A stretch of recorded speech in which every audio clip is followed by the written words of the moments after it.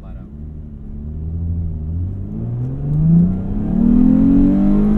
What is going on, everybody? Welcome back to Hot Take. Today we are in a 1996 Mitsubishi 3000 GT. This is Colin. This is his 3000 GT. Tell us a little bit about this car. Mods. So this is my 1996 Mitsubishi 3000 GT in a Caracas red in a two-tone interior. The only modifications are BC Racing coilovers. It has a Ohio Spiderman short throw shifter. It has an InGen short ram intake. I cat deleted it, and some mufflers have been deleted. Also a resonator, and that's just about it. That's all that's been done. Love the name of that short shifter. Yeah, Ohio Spiderman. Is this guy? He lived in Ohio, and he had a 3000 GT VR4 Spider, and that's where the name comes from. Oh, well, there you go. Yep. Well, let's go ahead and hop on the road and see how it drives. You get a lot of legroom in this. Yeah, it's nice. Okay, shifter. One. Oh, wow. It's the power of Is that Ohio fifth? Spiderman. Should be fifth. That is. Oh no, that's fifth. Yeah. Oh, is there? Throw it over there, and it'll be fifth. Is that normal or? That is normal. So that's just how they are. Ohio Spiderman. Okay. Ooh, all right.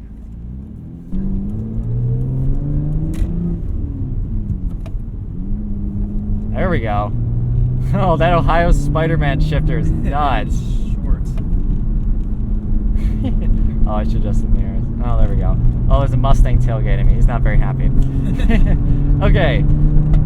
Oh, it's a little louder than I expected it to be. That's okay.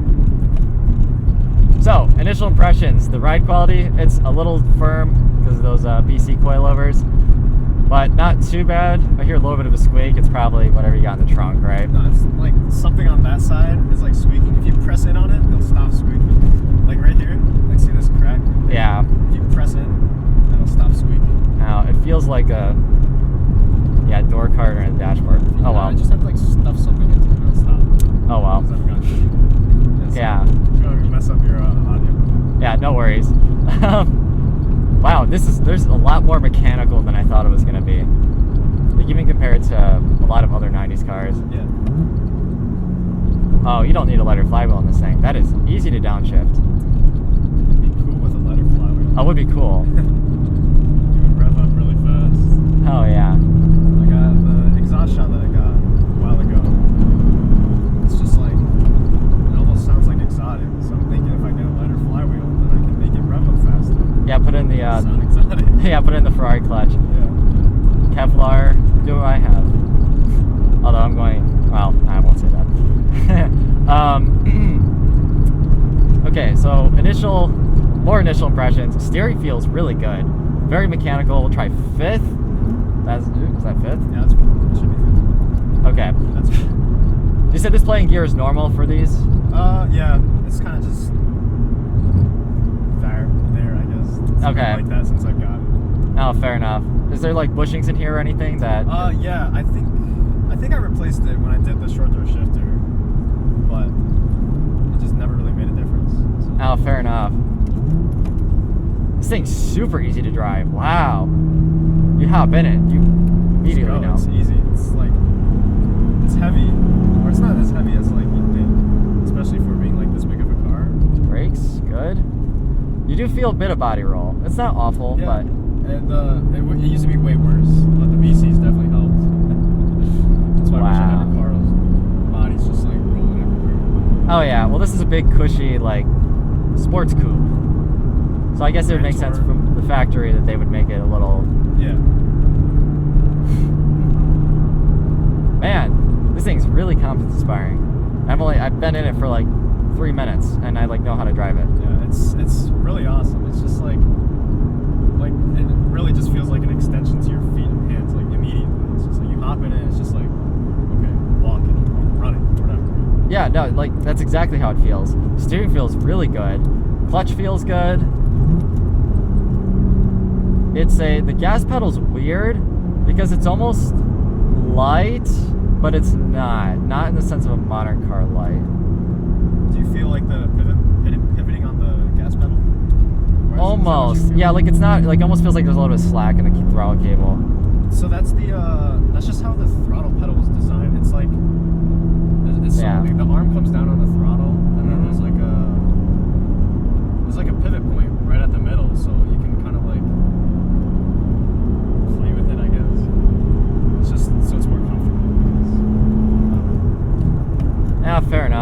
Yeah, it gives a weird feedback.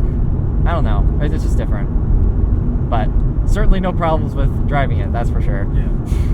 It's never really bothered. It's all I've known, really, so it's really bothered. Oh, yeah. Downshifts are super easy. Your brakes, too, are good. Are these stock brakes? Yeah, so these brakes are actually a lot bigger than, like, cars from this age. Like, I'd like to upgrade to VR4 brakes, but these are, you know, like the Eagle Talon and, like, the second generation Eclipse from, like, this era. Yeah. These stock brakes, like the brakes on this car right now, were on like the turbo cars of those generations. So they're not like weak brakes by any means, but just the VR4 brakes are just way nuts. More, yeah. Bigger brakes. So that's probably the next thing that I want to do this car. Bigger VR4 brakes, because it'll be easier to access. It's not as expensive as like some like Willwoods or something. Oh well, that's probably way overkill. Yeah, it's definitely overkill. I don't need something like that in this car. I mean, the brakes in this car even feel. I think there's even more than that. Those are pretty potent brakes. Yeah, I just wish I kind of had like steel braided lines, which is I can do pretty simply. I see what you're talking about now. The induction sound. Yeah. It almost feels like VTEC at 5,000. It almost sounds like it. It feels like the throttle is like opening up finally. It's just awesome. You hear the tone change, it becomes a little like deeper. Yeah, exactly. That's weird experience. This does not have VVT, right? It does not. It does not have MyVec. It had MyVec in like right after this, pretty much. Not in this car ever, but like 2000s. Yeah. Like the newer Eclipse, like the third generation Eclipse had MyVec. Yeah. Galance had MyVec, which is awesome. It's truly a great technology. Man, I have I'm gonna watch this back when I'm editing it. I have the fattest grin right now.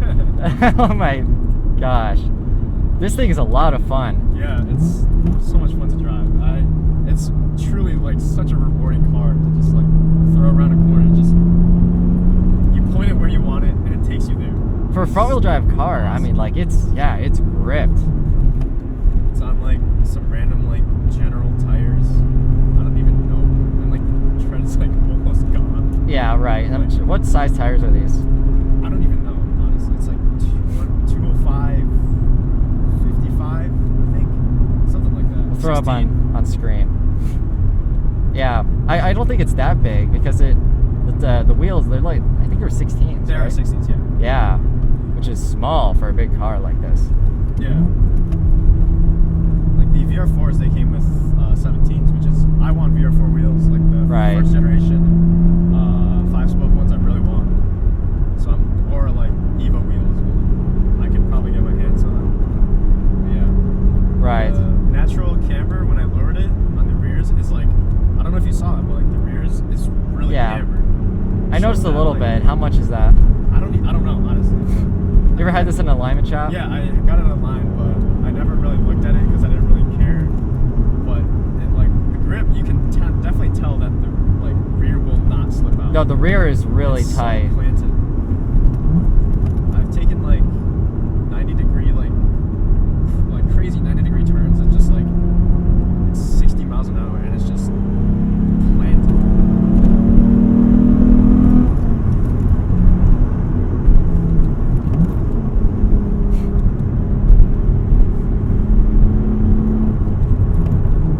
This car's not really that quick, but it's not slow either. Yeah, just gotta drive it fast.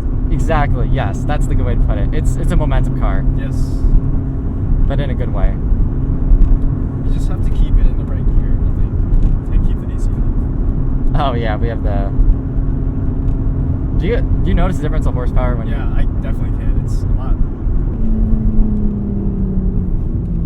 I'll try a little one too. I figured go flat out.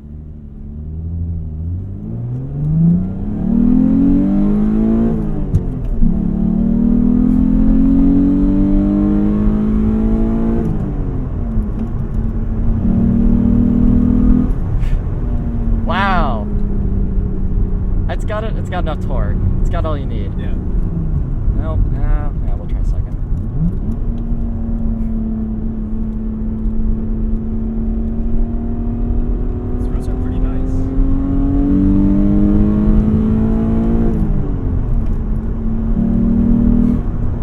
have a pretty good induction sound. It's pretty solid. Yeah.